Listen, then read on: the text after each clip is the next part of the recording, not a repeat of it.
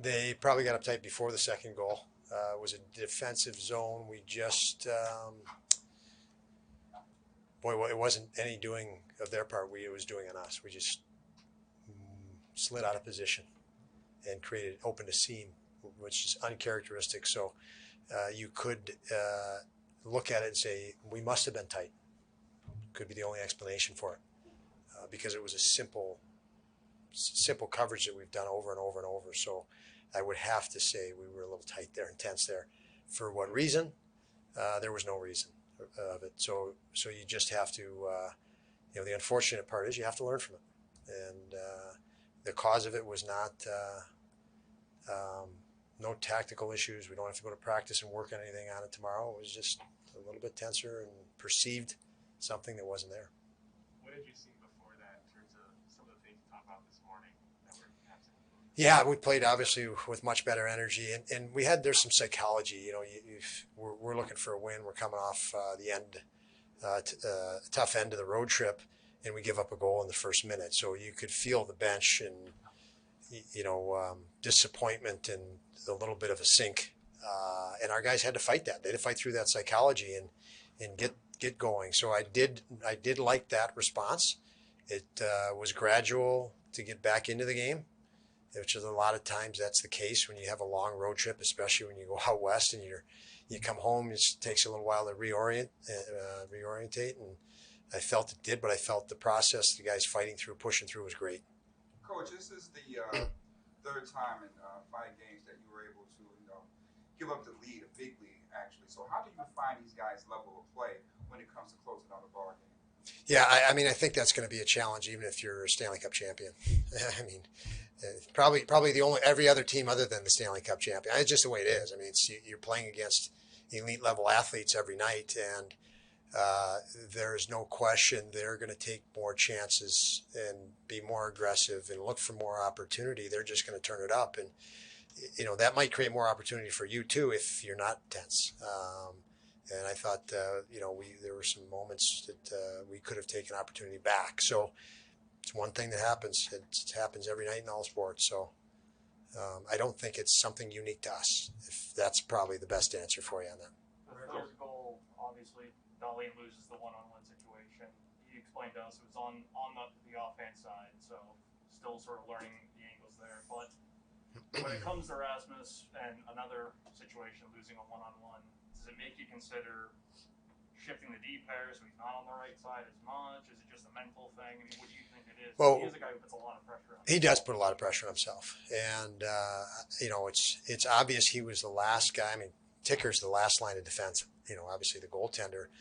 So, those guys usually get the blame.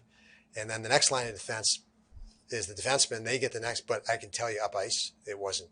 We vacated what we normally do up ice. We lost guys up ice in layers that I've talked about. And when you lose the layers before Dolls, their player is able to generate a lot of speed with a huge gap. And so you're waiting for speed to come on you. So we can sit here and try to hang Dolls on it. That player is coming and can generate speed from 30 feet away, and you're standing there flat-footed. We left Dolls in a very tough position. And it was the layers in front of him that was a mistake that led to that final thing. But Dolls will get better from it. I mean, obviously two times almost identical moves. There's no need to, I'm not going to beat up Dolls on that. No way. So. Did you like how active he was, throughout the game? He played a lot more confident. Yeah, he we've talked. He's ultra competitive, and he forces plays. When he forces plays, you're seeing a guy that's frustrated. He wants to do more. He feels responsible to do more, contribute more, and he pushes that. And when you push that, you're more vulnerable to making mistakes, and that's where he's going to learn his discretion. I tell him it's okay to be frustrated. You can't play frustrated, and it was nice to see him score tonight. He had some more offensive feel as our team did. We had better possession time than the last few games and generated more than the last few games, and he was a big part of it. Whether it's Rasmus or Dylan, these guys talk about you letting them play freely and letting them make mistakes without punishment, at least in terms of minutes. When these losses, these blown leads start to compound, does that approach change at all? Yeah, I'm not letting them make mistakes. I'm just not going to scream at them for making mistakes.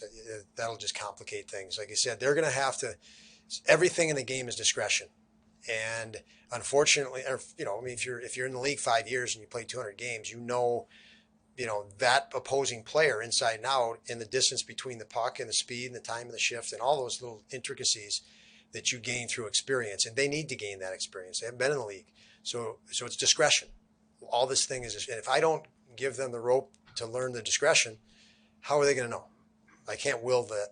Another guy can't will his knowledge on them. So it's part of a process of development. We know we have to develop as an organization, and we're not going to go anywhere if we don't allow these guys to develop.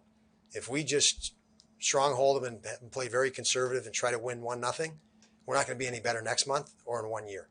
So it's a big part of their development. We have young guys, and they're going to have to have the opportunity to learn that type of discretion. Don, you're coming off of a tough road trip, and now you come back with a heartbreaking loss.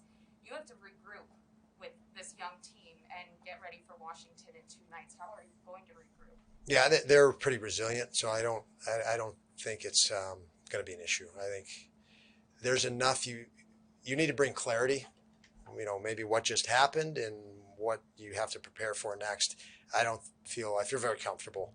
They'll have clarity going into the next game. Now we got to have legs and energy and compete, but it won't be miffed. We won't know what we did wrong, or we won't know how we can't fix things. So these guys know their identity. They know have a very good sense of objective. So those things will be settled, and that's where your confidence comes from. And then obviously it's compete. I don't want to belabor it, and I totally understand what you're saying tonight about what happened with Rasmus.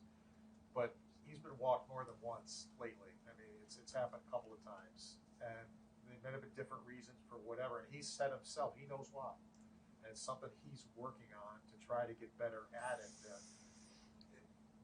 Do you see where we're coming from? It seems like it's happening more than just tonight. And as I said, I understand what you said tonight, but do you think you can get that out of him? Tonight, if the discrepancy in gap, you got to wait for the speed to come, and then you're not going to move as fast as that. There was too big of a gap there where our layers of forwards didn't help out and slow that speed or protect him. In that situation, you have to be very patient. If you look, I haven't looked at the video, but anytime you get a guy to make the first move and lean into it, so in that situation, patience, a little bit more patience, allow that player to take the outside. I don't have any worry. Dolls will fix that. Dolls is going to correct that. It's not going to be an issue. We're trying to complicate something that's going to be very simple. Dolls is intense, and that intensity, he wanted to kill that play, and he was too aggressive because he wants it, and that's been his nature. It's a competitive environment. Your nature is to be aggressive. That was a situation where you could have had a little bit more calm. It'll resolve. He'll again, we talked about before, a big part of development is discretion. And you can't learn it. You can't tell him that, you or me or anyone else. He'll learn. He's a smart guy. He'll learn it. Coach, there was a lot of line changes in the last 6 minutes of the game. Is that something due to velocity?